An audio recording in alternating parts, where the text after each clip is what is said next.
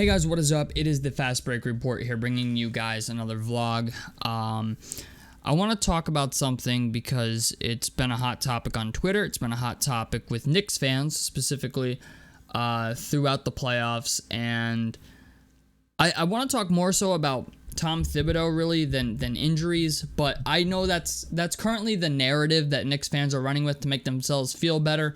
But it's going to be the narrative too when we beat the Knicks. I'm just going to call it what it is. Like, I find it hard to believe after game 4 that this team can continue playing at the rate that they were playing in games 1, 2, and 3. And even in game 3 in the fourth quarter, the Knicks looked gassed. This game 4 was really, really bad. And I want to talk about things. So currently, the narrative for Knicks fans is, well, we only have half our roster. But the thing is, on the flip side, if they were winning this series, which personally, I think the Pacers should be up 3-1 in the series. I think they got fucked out of game 1. And that's what, like, Pacers fan aside, like, if it was any other fucking series, right? If it was in the, I don't know, Cavaliers-Celtics series, if that same thing happened to them, but in game 1, I would say, like, the opposite team should have won that game. So, I mean, right now, in my mind, the Pacers should be up 3-1, but they're not. The series is tied at 2-2. And Knicks fans are using the injury excuse. So I'm just going to say this, okay? When the Bucks won their championship, there was injury issues. When the Warriors won their championship in 2015, there was injury issues. When the Warriors, I think, won in 2022, there was injury issues. There's almost never a playoff series where someone of some significance is injured. Okay? Or isn't injured. My fault. Every year in the playoffs, a team wins, and there's some team somewhere where somebody is injured. Just happens. It happens in the playoffs. You're playing longer minutes. You're playing harder. People are actually playing fucking defense. So it's going to happen. Players are going to get injured. And Knicks fans at the moment seem to be acting like the Pacers should sit Pascal Siakam, TJ McConnell, and Obi Toppin because Julius Randle, Bojan Bogdanovic, and OG Anunoby are injured. Jalen Brunson's playing injured. Well, tough shit. So is Tyrese Halliburton. Tyrese Halliburton has 3 injury designations. So here's the thing, though. This is what I want to talk about. Josh Hart, before Game 3, played 10 consecutive quarters without a fucking break. Now, I'm not an NBA coach, but I am going to say this. I've been watching the NBA for a long fucking time, okay? Let me ask you a serious question. Do you think Obi Toppin's a good defender? Because I don't. I don't think he's a good defender. I don't think Doug McDermott's a good defender. I don't think Buddy Hield's a good defender. Who else is not a good defender? There's a lot of guys in the NBA who are not good defenders who are playing in the playoffs right now. I don't think Duncan Robinson's a good defender. And then he still sees minutes. Okay? Tom Thibodeau is of the impression he's like an old school coaching type of guy. But if you play on Tom Thibodeau's teams and let's say you're not good at defense, maybe you don't play defense up to his standards, right? You are not going to see the fucking floor. Like, do you fucking stand? Cam Reddish didn't see the floor. Evan Fournier didn't see the floor. Obi Toppin didn't see the floor. Every single fucking player that has ever played for Tom Thibodeau, if he doesn't like the way you play defense or if you struggle at defense, you will not see the fucking floor. Okay? Now, here's the thing. This is how you end up in these predicaments. This is how you lose game 4s by 32 fucking points and end up a part of the Mother's Day massacre, because it wasn't until the fourth quarter with 10 minutes left in the game that Tom Thibodeau decided, okay, we lost. Jalen Brunson still played the entire third quarter in game 4, and he's fucking injured. All right?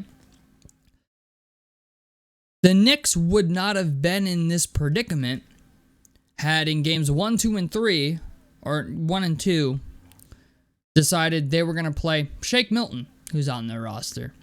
Precious Achiuwa, who's on the roster. Alec Burks, who's on the roster. Jericho Sims, who's on the roster. I don't know why this is some comprehensive fucking burden for Tom Thibodeau, but it is, right? Regardless of what you think about guys defensively, okay? Offense exists for a reason, and that's to counteract defense. And I think to myself, actually, had OG Anunoby never got injured, would we have seen Alec Burks? Because Alec Burks was your best player in Game 4. Alec Burks played very well in Game 3. And he's not a great defender. In fact, most guys in the NBA are not great defenders. Tyrese Halliburton's not a good defender. But here's the thing, right? And Jalen Brunson, I think, actually is a good defender. I will say that. But here's the thing, right? Do you think Rick Carlisle is not going to play Tyrese Halliburton because he's a dog shit defender? Do you think the Hawks would not play Trae Young because he's a dog shit defender? Serious question. Because if either of those players played for Tom Thibodeau, guarantee it, they wouldn't see a single fucking minute of the floor. Tyrese Halliburton and Trae Young, if this is part of the reason why where you get drafted matters, because if they had played for Tom Thibodeau as rookies, they would have never become the players they are today.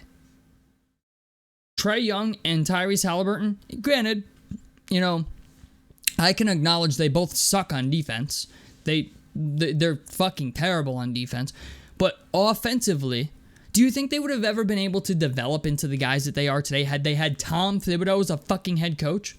So, when I see guys like Jacob Toppin not getting any burn, I'm like, must not be good at defense, right?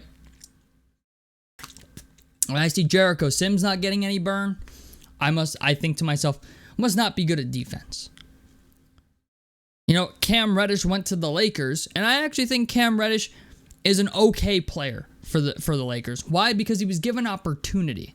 That's how players become better in the NBA, Tom Thibodeau. If you see this video, I want you to understand that. That's how players become better in the NBA, is you give them opportunity. And once you get opportunity, suddenly you magically become pretty fucking good at things. Experience matters. Lauri Markkanen didn't get a fucking shot anywhere until he got traded to Utah. And then all of a sudden everyone was like, wow, Lauri Markkanen's a fucking all-star? Who the fuck knew that? Opportunity. So even though, Evan Fournier played for the Knicks. Granted, had one bad year. Okay, one bad year for the Knicks. At least I think it was one bad year, but I do remember a year or two ago, he was not shooting the three well at all and wasn't a good defender. So I understand why you were sitting him, but there are coaches in the NBA who give up entirely on players. And I would argue that's worse than not just simply not playing them. Okay? When you got, remember Duncan Robinson? There was a year before this past season, the year before, Duncan Robinson was lucky if he saw the fucking floor. Then Tyrese Halliburton got injured in the playoffs last year, and everybody was like, wow, Duncan Robinson can play basketball. Okay? You gotta give players a chance. I just don't understand this mindset in the league where it's if you just have a bad year, suddenly everybody's ready to write you off. Suddenly everybody's like, yeah, we're done with him. He's done. We paid him. He's a fucking glorified bench warmer at this point. Shake Milton's not a bad player. Precious Achiuwa is not a bad player. Miles McBride is not a bad player. Jericho Sims I don't think is even a bad player. But if you don't fucking play them, Alec Burks is not a bad player. I mean, the idea that Tom Thibodeau has this notion in his head that if you can't play defense, you can't play for me. This is how you end up in your Game 4 situations. Because, not for nothing, but Tom Thibodeau was acting like these guys have to be capable of playing 40 minutes or have to be capable of going out there and playing offense and defense and being like a complete player. And while that is a good philosophy to have, not everybody's going to be like the idea that you expect everybody on your fucking team to be that, to be like Kawhi Leonard-esque, a two-way player, is just not realistic. Every team's going to have a guy that sucks at offense or sucks at defense, more likely to suck at defense than offense. But if you don't ever give them an opportunity, how are you going to ever know? Like, oh, look at Obi Toppin. The Knicks traded us Obi Toppin for a fucking second round pick. And right now, he's beating that ass, ain't he? Obi Toppin is cooking the fucking Knicks. We are the Indiana Pacers bench is outscoring the Knicks bench right now, if I'm correct in the series, by like 77 points. Why, you might ask? Because Tom Thibodeau doesn't give motherfuckers a shot. That's why. If he doesn't like you, or if he thinks you can't play defense, good luck, motherfucker. We'll see you in China. Like, that's Tom Thibodeau's philosophy. It's like, if you can't play defense, or he doesn't like you, then you're not going to play. And I bet you right now, Tom Thibodeau's wishing he got a whole hell of a lot more than a second round pick for Obi Toppin. It's karma. It's karma. Because I just think to myself, Obi Toppin is a guy that they gave up on, who, by the way, played very well for them when he got starter minutes, but he couldn't play defense. Couldn't play defense. Sorry. Can't play for me. So I want Knicks fans to understand that. I want you to understand that your head coach will not play guys because he doesn't like them, or they don't play defense to his expectation. Even though, had you just played some of these shitty players, 5 minutes a game in between quarters just to sit your guys for a minute or two, I understand in the playoffs a minute or two can be a big deal. But if you're up by 15 points or some shit like that, 20, 25 points, sit one of these motherfuckers. There's zero reason guys like Josh Hart should be playing 10 quarters straight without a break. It is fucking sad that in Game 3, one of the headlines is Josh Hart's finally getting a chance to sit down. Breaking story, Josh Hart's finally getting a chance to sit down. I mean, what the fuck are you doing? I'm not an NBA head coach, okay? But I understand you do have to give guys a break at some point. And it is sad that it had to come to Game 4 where the Pacers had to, like, the refs even tried to give the Knicks the fucking benefit of the doubt. They gave them 31 fucking free throws compared to the Pacers' 8. The Knicks had 12 personal fouls called on their team. The Pacers had 25. And you still lost by 32 points. That is how fucking run down the Knicks are at the moment. Tom Thibodeau has ran his team so fucking ragged that they can't, there's no lift on their jump shots anymore. They don't have the energy to play offense and defense. And this motherfucker is standing on the sideline like, oh, yeah, maybe I should, all right, everybody sit down for the fourth quarter. We lost. Like I said, I've never in my life seen a coach give up with 10 minutes left in the fourth quarter. Do you realize how much is accomplishable in 10 fucking minutes? Okay? The idea that he took his entire starters out and gave up with 10 minutes left in the fourth just goes to show, like, he now understands he fucked up. But the thing is, did you really understand? That's the question. Because Game 5 is a very important game. We're going back to MSG. And, well, that's a must-win game for both teams. And I have a feeling this is going to be the game where one of two things is going to happen. Tom Thibodeau is going to try to play Josh Hart for 48 minutes again. He is going to try to make Dante DiVincenzo and, who else? Jalen Brunson. He's going to put him at Precious Achiuwa. He's going to try to put at least his Nova 3, okay?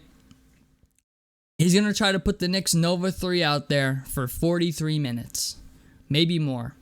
And they're either going to lose that way because they're going to be too fucking gassed to play offense and defense, or what's going to happen is he's going to be forced to go to some motherfuckers that are not used to playing at all because they didn't play in the regular season. That's the other thing. Is like, this isn't just the playoffs, okay? We're talking players who didn't even see burn in the regular season. How much burn do you think Jacob Toppin saw in the regular season? How much burn do you think Jericho Sims saw in the regular season? How much burn do you think Shake Milton saw in the regular season? How much burn do you think Alex Burke saw in the regular season? Precious Achiuwa only saw a burn when Mitchell Robinson was injured, right? And they traded for him because they basically fucking had to. I mean, Isaiah Hartenstein is good, but Isaiah Hartenstein's legs got to be getting heavy at this point too. There's a reason why even on the Pacers roster, like, even though Buddy Hield couldn't defend a fucking traffic cone, okay, he's basically a traffic cone on defense, he still played because he was a damn good three-point shooter, damn good offensive player. So, all I'm saying is, not only are the Knicks learning the hard way, but Tom Thibodeau is going to learn the hard way. And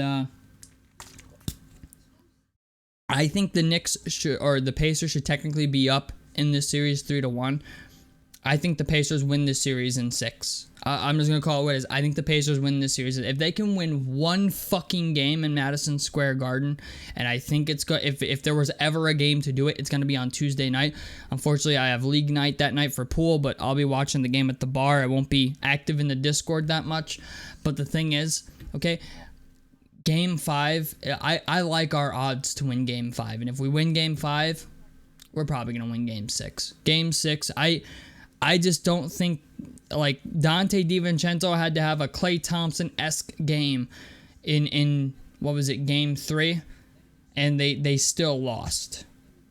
And I don't think we're gonna get another. I don't think the Knicks are gonna shoot that bad again like they did in Game 4, but in Game 5, I just think to myself, you gotta have, like, if you need Dante DiVincenzo to go off for 35 for you to even have a shot at our place, I'm just like, okay. whatever everyone thinks. I know a lot of people think the Knicks are going to win this series. I don't. I don't. Not after Game 4. Because Game 4, I was like, it's not like anything changes either. It's not like something's changing where, they're getting 2 days of rest. No, you're getting 1 day of rest. You get tomorrow off, and then Tuesday, we got to play at Madison Square Garden. And unlike the Knicks, the Pacers are used to running motherfuckers out of the gym. The Knicks are not used to having to run on fucking offense and run on defense. And that's what's running them down. So, anyway, tell me what you guys think about this down below, the comment section below. Like helps me out. Subscribe if you guys want to see more on the Fast Break Report. I'm out of this motherfucker. Peace, guys.